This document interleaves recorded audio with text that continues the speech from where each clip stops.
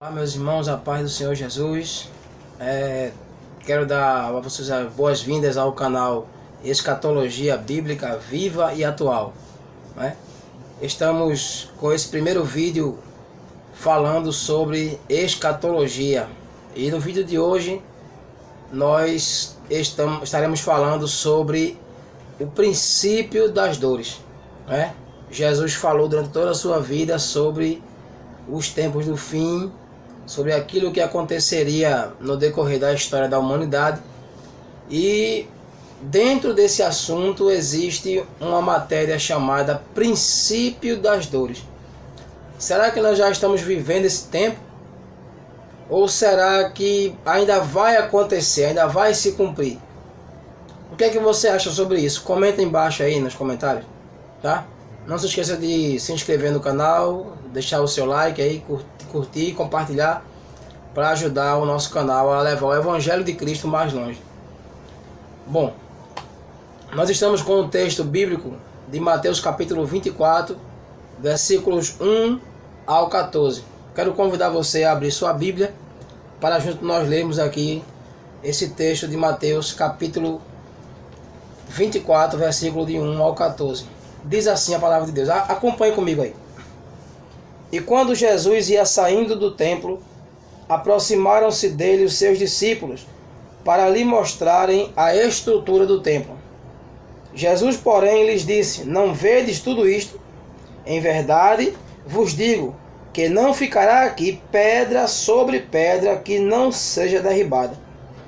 E estando assentado no Monte das Oliveiras, chegaram-se a ele os seus discípulos em particular, dizendo: Dize-nos quando serão essas coisas, e que sinal haverá da tua vinda e do fim do mundo? E Jesus respondendo disse-lhe: Acautelai-vos que ninguém vos engane, porque muitos virão em meu nome, dizendo eu sou o Cristo, e enganarão a muitos. E ouvireis de guerras e de rumores de guerras. Olhai, não vos assusteis, porque é mister que isso tudo aconteça, mas ainda não é o fim.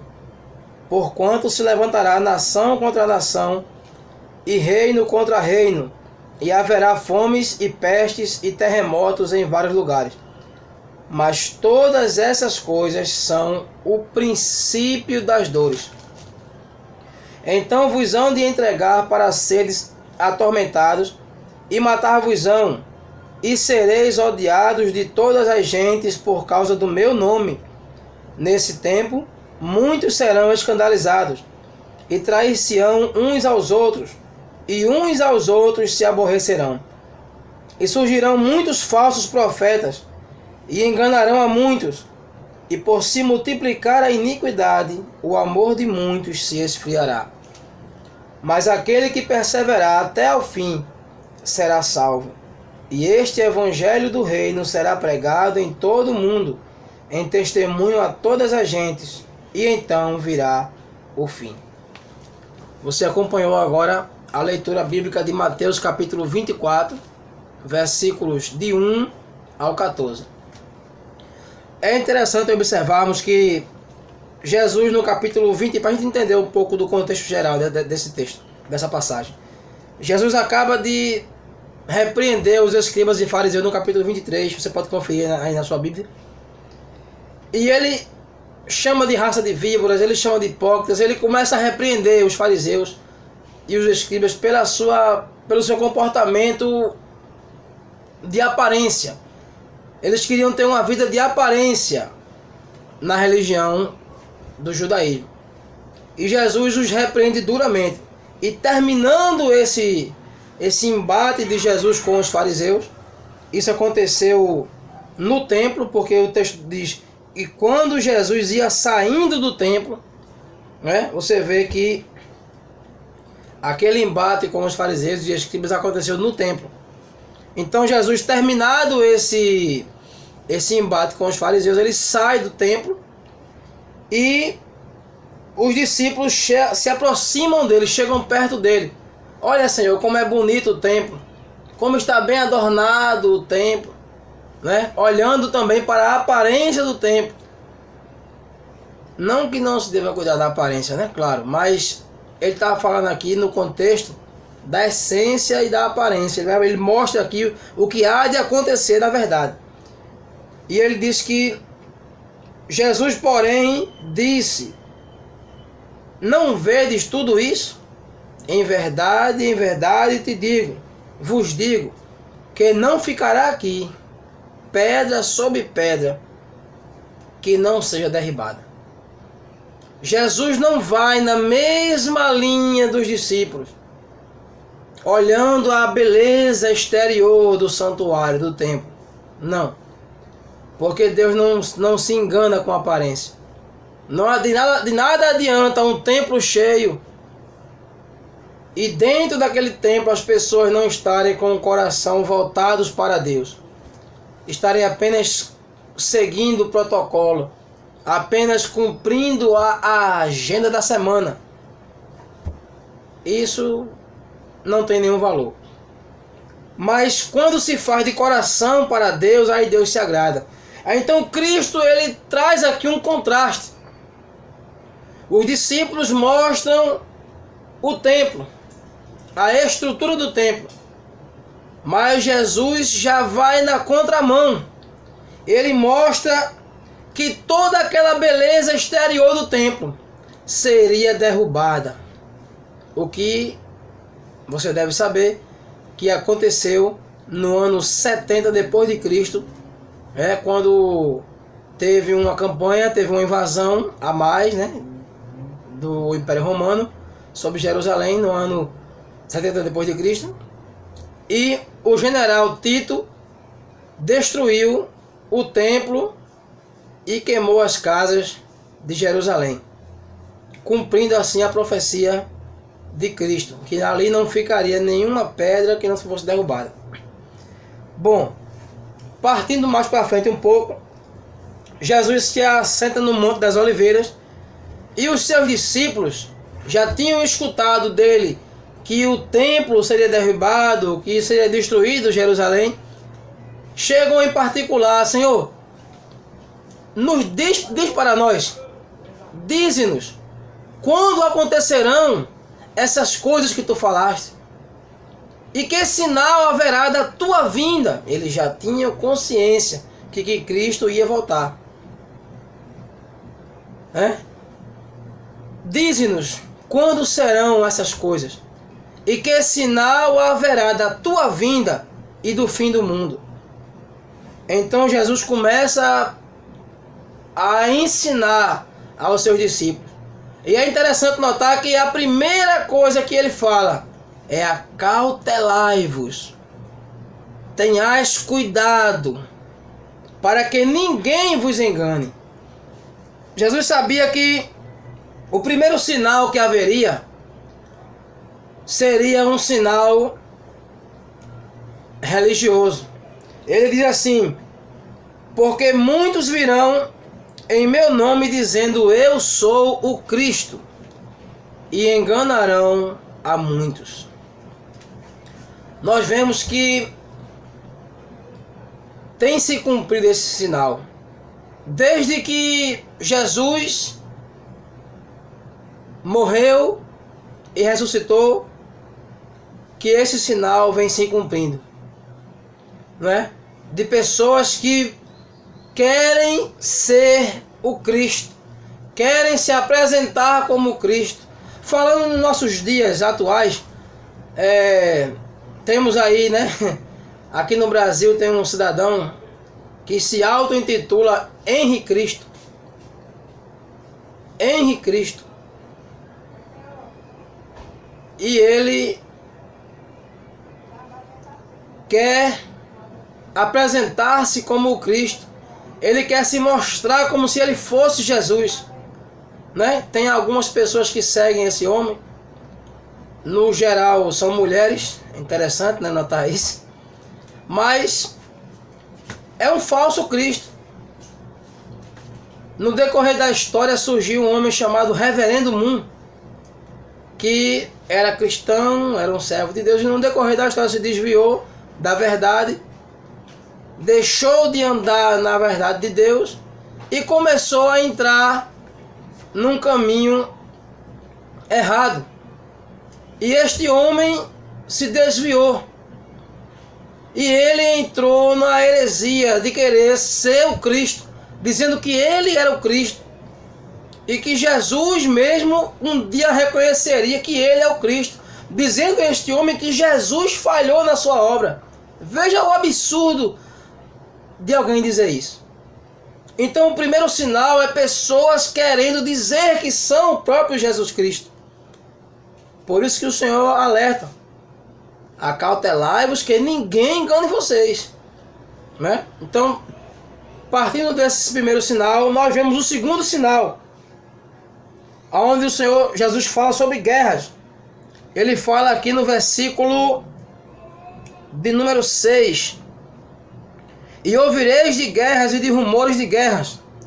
Olhai, não vos assusteis, porque é mister que isso tudo aconteça, mas ainda não é o fim. Então o segundo sinal que Jesus dá são as guerras. São prenúncios da vinda dele. Aí você pode falar: mas irmão Wagner, meu diácono, irmão Wagner, sempre existiram guerras. Muito bem, eu concordo com você. Quem não concordar está indo contra a história do mundo. Sempre existiram guerras, é verdade. Porém, as guerras que temos visto, que temos registro na história, do primeiro século até hoje, elas só mostram um aumento drástico em conflitos, em guerras, né? Tem havido muitas guerras. Nações, até nos dias de hoje, temos nação contra nação, reino contra reino. Nós temos observado isso. E infelizmente tem acontecido, né? E é um sinal, é o segundo sinal da vinda de Cristo. São as guerras. O terceiro sinal é a fome.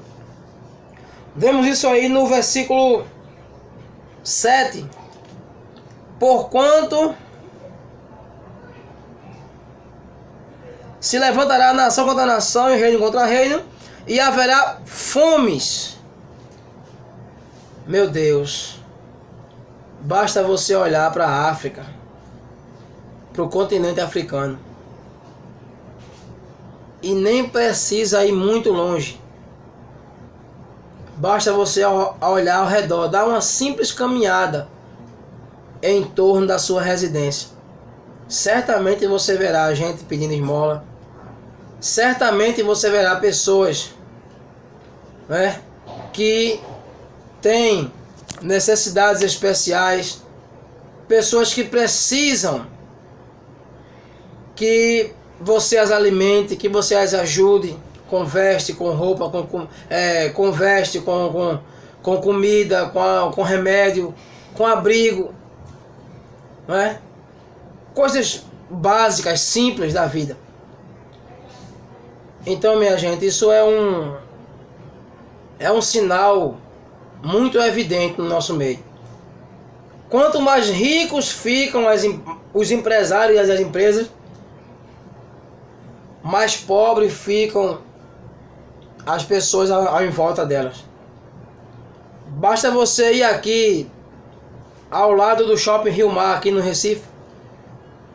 De um lado, a pujança de um shopping luxuoso, coisa de primeiro mundo, muito grande, muito bonito o shopping. Mas ao lado do shopping tem palafitas, tem famílias que moram em casas de tábua e na beira de um rio, onde o esgoto corre a céu aberto. Não precisa nem falar muito para saber que esse sinal é evidente. O terceiro sinal são as pestes. Está no próprio versículo 7 que a gente leu. Haverá fomes e pestes. Pestes também tem uma tradução que diz epidemias, doenças. Por que não falar de coronavírus, né? Já que é a doença atual que parou o mundo. É a doença que freou as nações. Está paulatinamente quebrando a economia de algumas nações pelo mundo afora. Então, minha gente, são sinais que comprovam a vinda de Cristo.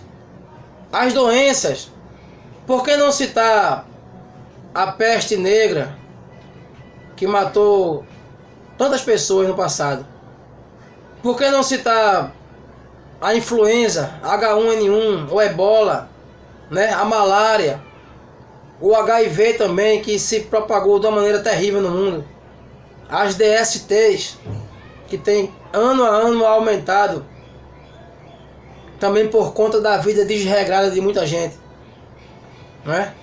E ninguém pega a DST lavando as mãos. Então, pelo amor de Deus, essas enfermidades, elas são sinais da vinda de Cristo. À medida que o tempo vai se aproximando, você nota que só aumenta o número de doenças. E doenças que nunca existiram antes começam a aparecer. Novas doenças, novas dificuldades a ser enfrentadas no dia a dia. Então, tudo isso, minha gente, é sinal da vinda de Cristo. Tem aumentado grandemente o número de enfermidades no mundo. E isso, com certeza, é um sinal da vinda de Jesus. O quinto sinal são terremotos. O versículo 7 ainda fala: e haverá fomes e pestes e terremotos em vários lugares. Dentro aqui de terremotos, nós podemos incluir até os tsunamis. Porque, como vocês devem saber, um tsunami é provocado quando a placa tectônica se mexe, se movimenta uma com a outra. E quando uma delas sobe, a água que está nesse lado é jogada para o continente. Isso é um tsunami. Então essas coisas são terremotos. Terremotos que às vezes são provocados por erupções vulcânicas. As placas tectônicas em movimento provocam terremotos, maremotos, coisas terríveis. Quantas pessoas não morrem durante um terremoto? As casas que servem de abrigo desabam em cima de seus próprios donos durante um terremoto. É assustador assistir uma cena de um terremoto numa rua. Você vê as casas caindo como se fosse de papel. É horrível. E essas coisas trazem sofrimento à humanidade. Tudo isso são sinais da vinda de Jesus. Ah, irmão Wagner, mas sempre houve terremoto. Sim, mas nunca como de um século para cá. Faça uma pesquisa aí no seu celular, no seu computador, e observe que de 1 ou 2 séculos para cá, o registro de terremotos tem aumentado drasticamente. Por isso ele é um sinal da vinda de Cristo. O sexto sinal é a perseguição aos cristãos. Existe um site chamado Portas Abertas. Você pode, depois, se quiser pesquisar aí, um site chamado Portas Abertas. Você vai ver lá os dados de cristãos que são diariamente perseguidos. Se você nunca estudou sobre Janela 1040, se você nunca estudou sobre Estado Islâmico, tá? E aqui eu quero abrir um parêntese. Se porventura algum muçulmano aqui assistir esse vídeo, não é nada pessoal contra quem nasceu, né, no Islã. Não. Estou me referindo à religião que faz esse tipo de coisa. As pessoas que compõem essa religião que são terroristas. Não estou falando do cidadão comum. Mas você pode observar. Citei porque são um dos quais perseguem o cristianismo, né? Isso é um fato, não tem como negar. Mas vamos lá. A perseguição é o sexto sinal. Jesus falou que se perseguiram a ele, também perseguiriam os seus discípulos. Uma vez ele falou assim: se chamaram ao pai de família de Beelzebu, o que não chamarão aos seus, né? Aos seus. Então veja que o sexto sinal é a perseguição contra os cristãos, contra a igreja. Desde que Jesus morreu e ressuscitou, que a igreja vem sendo perseguida. Jesus foi perseguido desde o seu nascimento. Herodes mandou matar. Jesus foi perseguido em toda a sua trajetória. E ainda hoje, depois da sua morte e ressurreição, há quase 2000 anos da sua ressurreição, Jesus, através da igreja, continua sendo perseguido pelo mundo. Isso também é um sinal da vinda de Cristo. A palavra de Deus diz claramente que por muitas tribulações nos importa entrar no reino de Deus, no reino dos céus. Então perseguição é uma coisa, podemos dizer, até comum no meio cristão. Uns perseguições teológicas, outros perseguições físicas mesmo, mas perseguições acontecem mundo afora. E isso é um sinal da vinda de Cristo. Sétimo sinal, escândalos na igreja. Está no versículo 10, parte A, diz assim: nesse tempo muitos serão escandalizados. Muitos serão escandalizados. Muitos cometerão escândalos, pecados que tornar-se-ão públicos. E infelizmente nós temos visto pessoas que são da igreja, que se dizem cristãos, mas que deram escândalo, que praticaram coisas que tornou-se público. Porque o escândalo não é o pecado em si, o escândalo é a divulgação. O escândalo é o propagar, é que faz o escândalo. Então nós temos visto muita gente que nesses últimos dias tem dado escândalo ao Evangelho de Cristo. E isso tem sido motivo de perseguição à igreja. Isso tem sido motivo também de descredibilizar o Evangelho. Não o Evangelho em si, mas o Evangelho daquela denominação, o Evangelho daquela pessoa.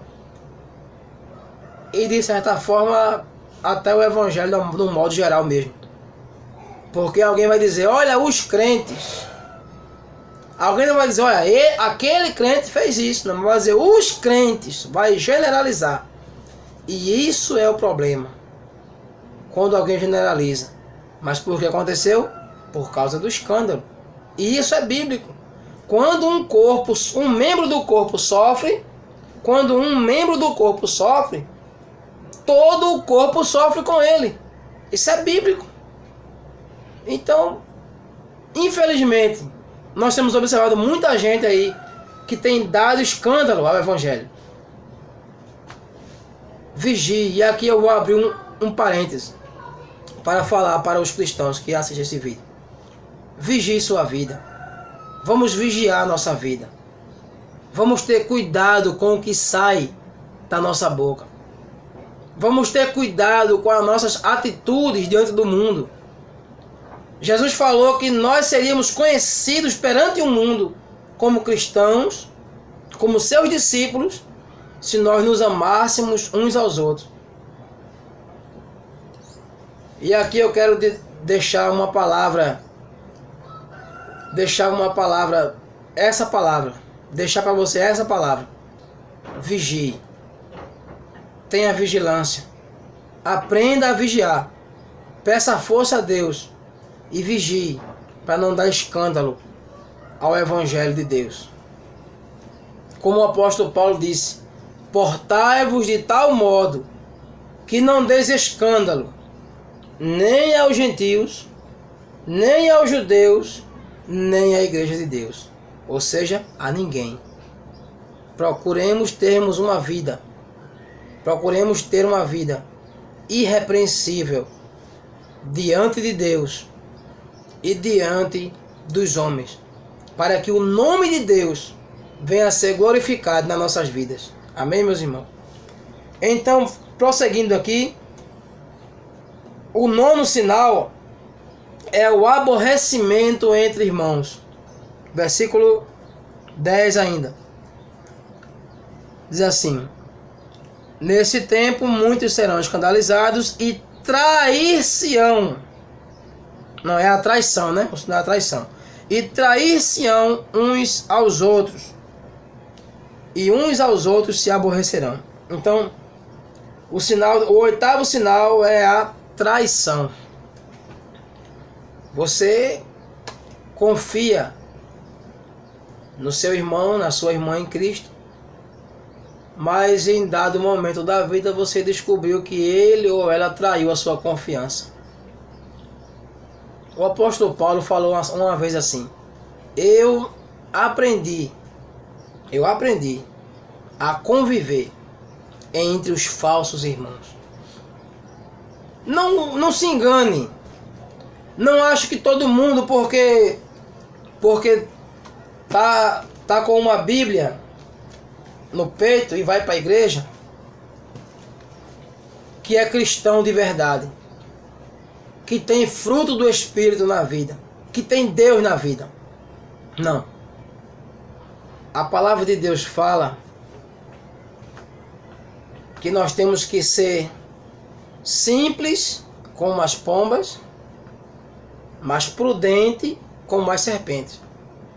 Ser cristão, e aqui eu quero abrir outro parêntese. Ser cristão, eu vou falar com uma linguagem bem popular para você entender, bem popular.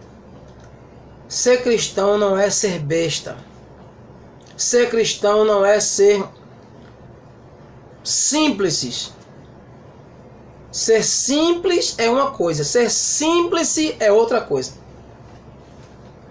Símplice é bobo. Essa é uma pessoa, num linguajar mais popular, abestalhado, né? Nordestino nosso aqui. Essa é uma pessoa sem sabedoria, sem maturidade, ser um menino na fé. Não. A palavra de Deus nos orienta a sermos meninos na malícia. Meninos sim, quanto à malícia, não participar de malícias, mas no entendimento adultos, no entendimento maduros. Não se deixar levar pela influência dos maliciosos, mas entender sim a malícia deles. Eu posso compreender a malícia de alguém, mas eu não vou me misturar com ele. Eu não vou participar da maldade dele. Embora eu notei, eu percebi, eu entendi, eu compreendi que a malícia está ali, mas eu não sou obrigado a participar. Então, irmão, traição.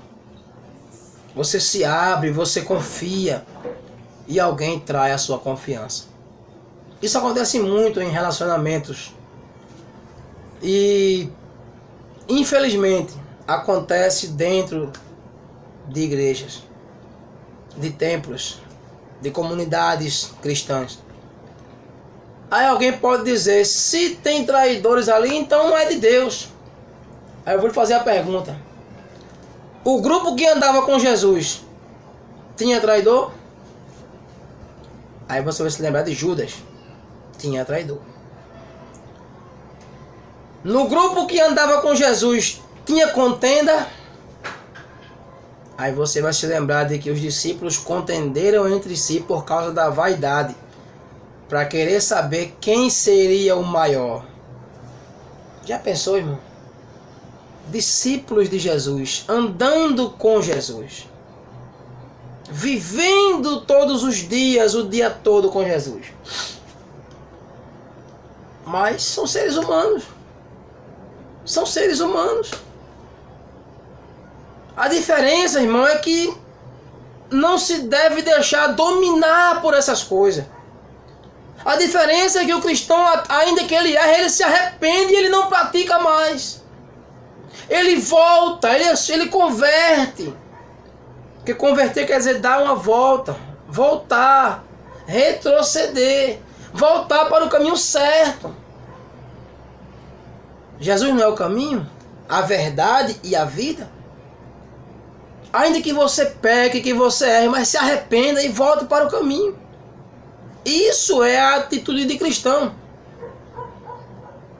No nono sinal, ainda no versículo 10, diz assim, que o nono sinal é aborrecimento entre irmãos. Veja que uma coisa está ligada à outra. Aborrecimento entre irmãos. Irmãos, eu posso discordar de você. Você pode discordar de mim em pontos da doutrina, em questão de comportamento. É normal. Nós somos seres humanos. Você pode discordar, você tem direito a discordar. Nada contra isso. O que eu não posso é porque eu discordei do meu irmão ficar aborrecido com ele. É eu ficar odiando o meu irmão. É eu não querer nem dar a paz do Senhor, mas é meu irmão. É interessante como a gente vê pessoas que se julgam tão sábias, se julgam tão intelectuais, tão cultas, mas com o coração inchado. Porque o irmão discorda dele. Porque o irmão provou na Bíblia que a visão que ele tem está errada. E ele, para não deixar o seu orgulho de lado, e ele, para não se deixar vencer pela palavra de Deus, ele quer fazer a vontade dele, aí ele não se rende. Mas, meus irmãos, não convém que isso seja assim. Se isso tem acontecido com você, e aqui eu quero lhe dar um conselho de irmão. Se isso tem acontecido com você, evite. Se isso tem acontecido com você, peça perdão a Deus. Procure seu irmão, peça perdão a ele. Não aborreça o seu irmão. Não faça com que esse sinal se cumpra na sua vida. Porque ele vai acontecer, é bíblico. Mas não é porque ele vai acontecer que eu tenho que dar lugar para ele acontecer em minha vida. Eu não tenho que ser um aborrecedor de irmãos. Como o apóstolo Paulo disse, que nós não temos que ser carnais, invejando uns aos outros, irritando, aborrecendo uns aos outros, por coisas mínimas. Amém, meus irmãos? Então, tenha cuidado. 10º sinal, versículo 11. E surgirão muitos falsos profetas e enganarão a muitos. Meus irmãos amados, vocês têm notado que nos últimos dias que nós estamos vivendo aqui, o número de igrejas.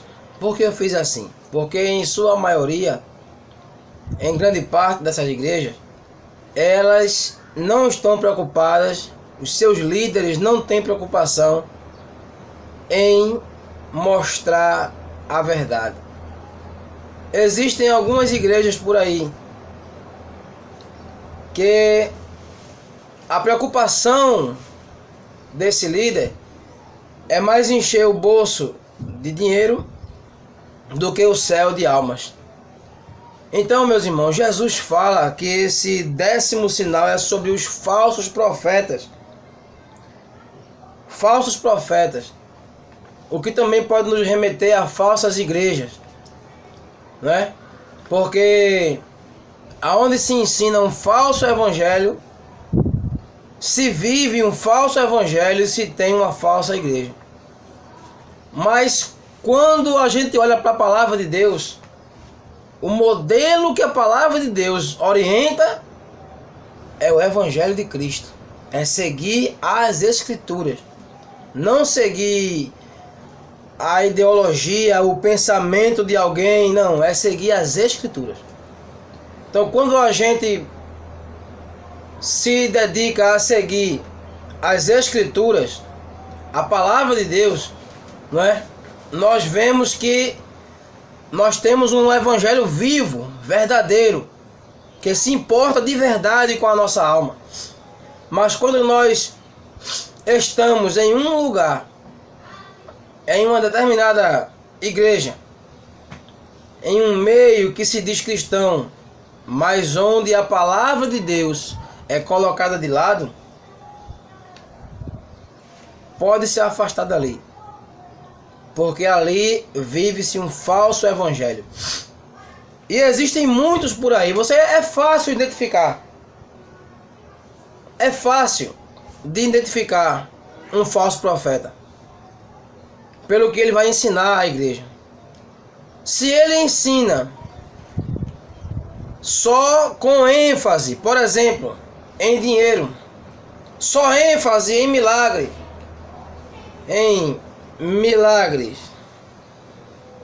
só com ênfase em vida financeira. Eu não falei que não se pode ensinar sobre isso, a Bíblia fala sobre isso. Eu estou falando que a ênfase seja só isso. Entenda ao escutar.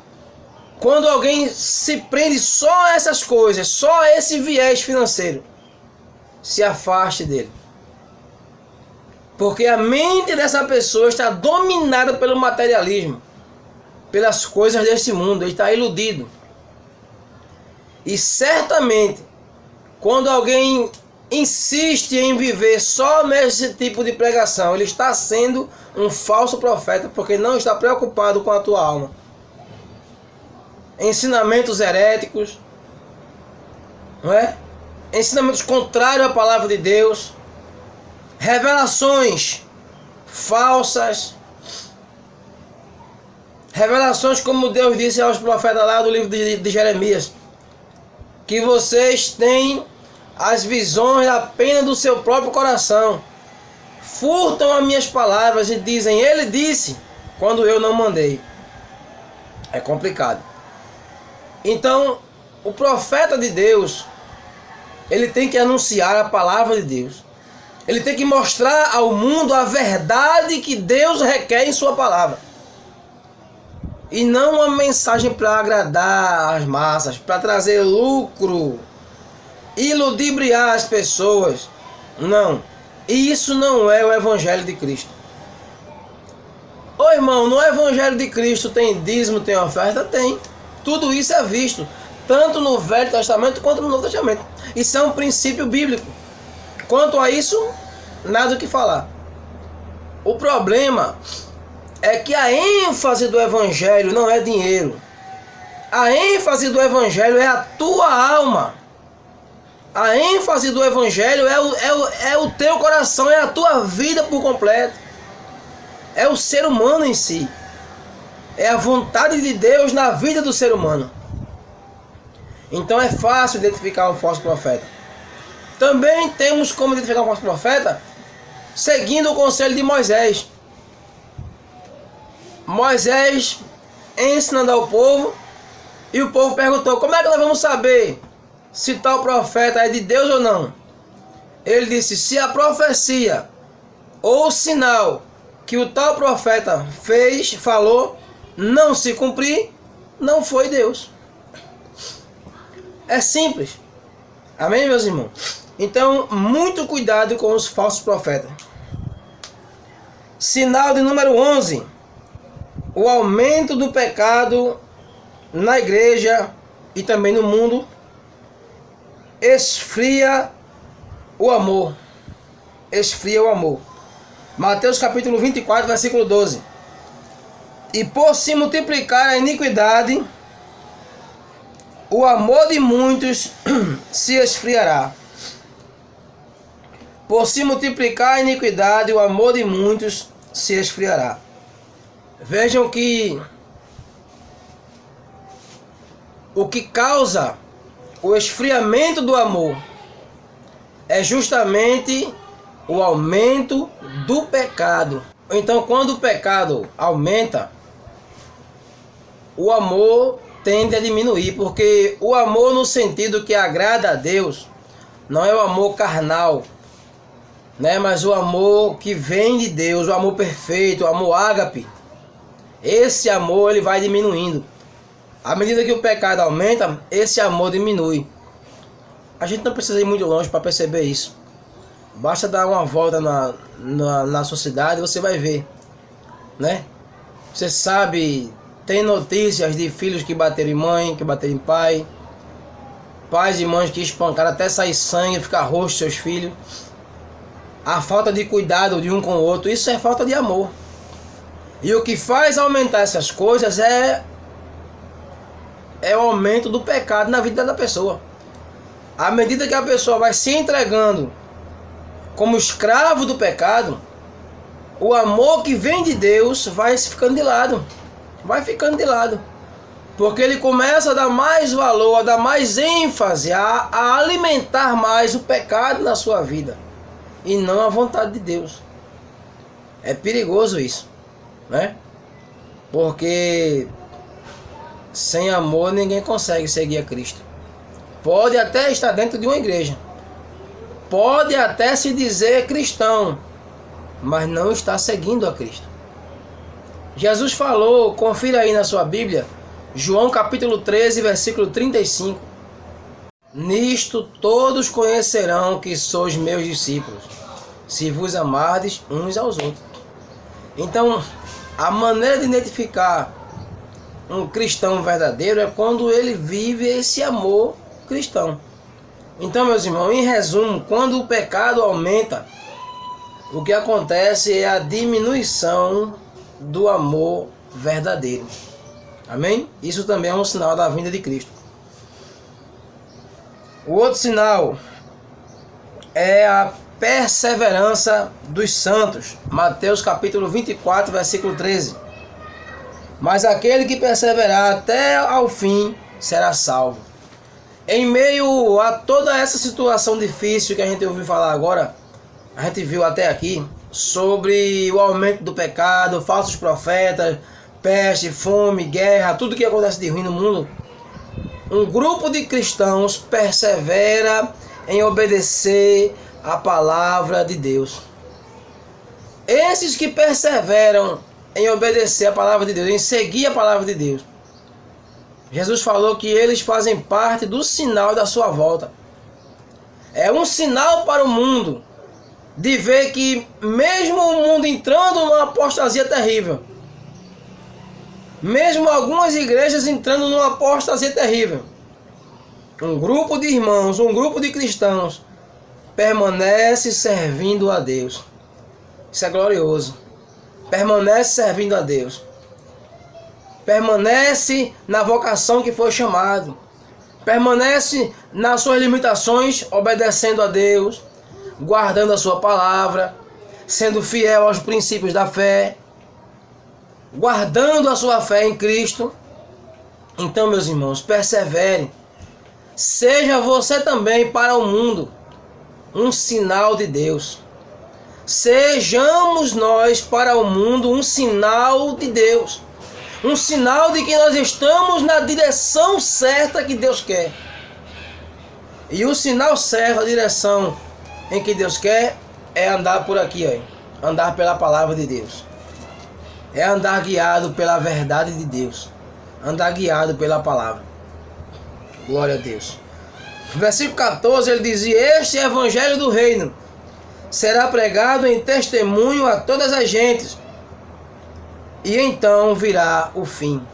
O aumento da pregação do evangelho nesses últimos dias também é um sinal de que Cristo está voltando.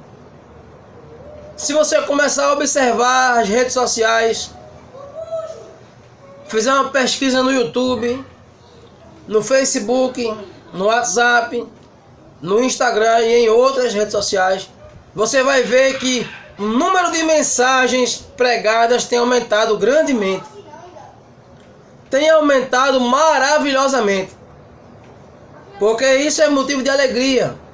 Porque existem mais pessoas pregando o evangelho. E este evangelho do reino, o evangelho genuíno, Não é o evangelho que substitui o Salvador por um ídolo. Não, é o evangelho genuíno. O evangelho de Cristo, da cruz de Cristo. Não é um evangelho voltado para finanças.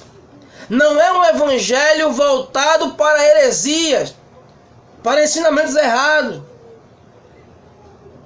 É um evangelho puro, certamente como está escrito na palavra dele. E quando este evangelho do reino for pregado em todas as gentes para testemunho, então virá o fim. Então você que é cristão, que está agora assistindo esse vídeo, pregue o evangelho, meu irmão. Seja um canal de Deus para pregar o evangelho de Cristo. E você que não é, entregue sua vida a Jesus. Faça sua decisão para Deus. Porque Deus já deu o primeiro passo em direção a você. Fazendo com que você escute a palavra de Deus. Fazendo com que você escute a verdade de Deus para a tua vida. Então faça a sua parte. Né? Faça aquilo que Deus quer que você faça. Agrade a Deus, obedeça a Deus. Amém? Que o Senhor abençoe a todos nós neste dia. Este é o primeiro vídeo do nosso canal, né? Escatologia Bíblica Viva e Atual. Eu quero pedir a você que compartilhe esse vídeo, deixe o seu like aí, né? Se inscreve no canal para apoiar o nosso trabalho. E que Deus abençoe. Compartilhe o máximo que puder para chegar mais longe a palavra de Deus. E que Deus nos abençoe a todos em nome de Jesus.